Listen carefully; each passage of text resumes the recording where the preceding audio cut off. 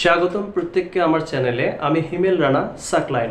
আজকে উপস্থিত হয়েছি ট্রায়াঙ্গেলস কাউন্ট পার্ট 3 নিয়ে। পূর্বে দুইটি টিউটোরিয়াল দিয়েছি, পার্ট 1 পার্ট 2। তো আজকের ক্লাসটি খুবই মজাদায়ক এবং চিত্রগুলো মজার সাথে শেখাবো ইনশাআল্লাহ। তাহলে শুরু করছি। তো আমি এখানে দুইটা চিত্র এঁকেছি।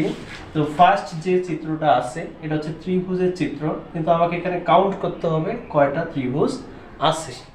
এটা আমরা কিভাবে বুঝবো?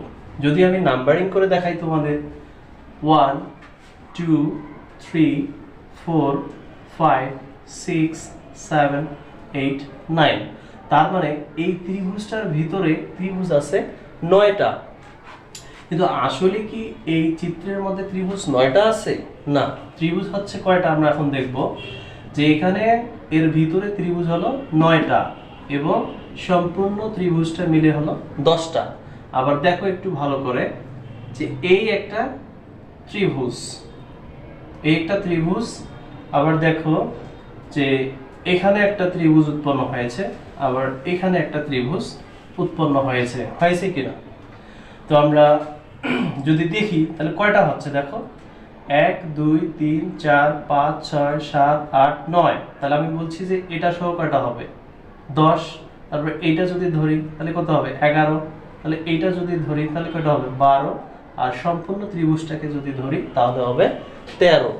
কিন্তু এভাবে গণতে গেলেও আমাদের কিন্তু একটা সময় লেগে যায়, মানে খুব দ্রুত কিভাবে আমরা এই ত্রিভুজটার আনসার দিতে পারবো।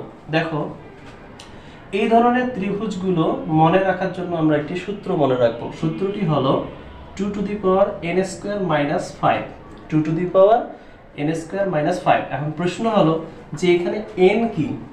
n হচ্ছে এই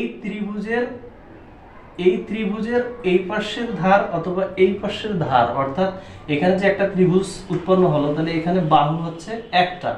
আবার এখানে যে ত্রিভুজ একটা ছিল, তাহলে এখানে বাহু একটা, এখানে বাহু একটা। তাহলে এখানে বাহু কয়টা হলো? বাহু হলো 3টা। বাহু কয়টা? 3টা। তার মানে হলো এখানে n এর মান হচ্ছে 3। তাহলে আমরা এটাকে যদি ক্যালকুলেশন করি, 2 ইনটু n এর মান 3, 3 square minus 5 is equal 2 into 3 3 কা 9 মাইনাস 5।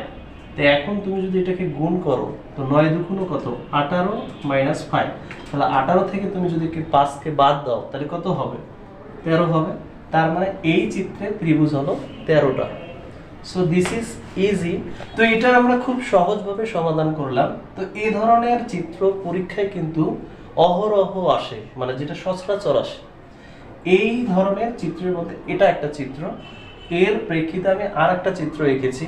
এটাকে বোঝার জন্য, এটাকে সহজ করে বোঝার জন্য আমি আর একটা চিত্র এঁকেছি। তাহলে এই চিত্রতে বলতে হবে কয়টি ত্রিভুজ আছে। তাহলে এটার কাউন্ট এটার মতোই হবে। কিভাবে?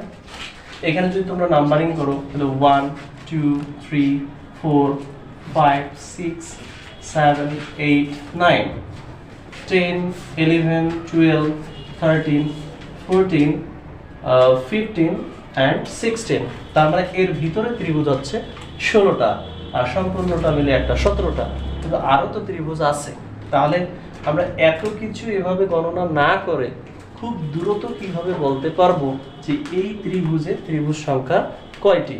এটার জন্য আমরা সূত্র মনে রাখছি 2 to the power n square minus 5। তাহলে এখানে বাহু কয়টা? একটা, দুইটা, তিনটা, চারটা। বাহু কয়টা? 4টা। তার মানে n এর মান হবে 4 সমান 2 ইনটু 4 স্কয়ার মাইনাস 5, 2 ইনটু 4 চৌকা 16 মাইনাস 5। তাহলে 16 দুগুণ কত? 32 মাইনাস 5। তাহলে 32 থেকে যদি আমরা 5 বাদ দেই তাহলে হবে 27। তার মানে হলো এই চিত্রের মধ্যে ত্রিভুজ সংখ্যা হলো 27টা। খুবই সহজ। তো প্রিয় শিক্ষার্থীবৃন্দু, তোমরা যারা পরীক্ষার্থী এবং বিভিন্ন সরকারি ও বেসরকারি চাকরি পরীক্ষা দিতে যাও, তো দেখা যায় এই ধরনের চিত্রগুলো তোমাদের কাছে মানে খুবই একটা কঠিন লাগে, মানে জটিল মনে হয় যে এত জটিল চিত্র এর সমাধান করতেই তো মনে করো যে একটা এমসিকিউ এ তোমাদের সময় হচ্ছে 1 মিনিট, সেখানে একটা চিত্র ত্রিভুজ সংখ্যা গণতেই গেল মনে করো 5 মিনিট। তারপরেও সঠিক হবে কিনা সন্দেহের মধ্যে থাকো। তো এই ধরনের প্রশ্নগুলো, এই ধরনের জটিল চিত্রের সহজ সমাধান আমি করে দিলাম, যাতে তোমরা বিভিন্ন সরকারি বেসরকারি চাকরি পরীক্ষায় খুব সহজে অল্প সময়ের মধ্যে অ্যান্সার করতে পারো। এই উদ্দেশ্যে আজকের এই টিউটোরিয়ালটি। আশা করি তোমাদের সকলের ভালো লাগবে যদি তোমরা শুরু থেকে শেষ পর্যন্ত ক্লাসটি দেখো। তো ভালো থাকবে, সুস্থ থাকবে, দেখা হবে আগামী ক্লাসে। আসসালামু আলাইকুম রহমতুল্লাহ।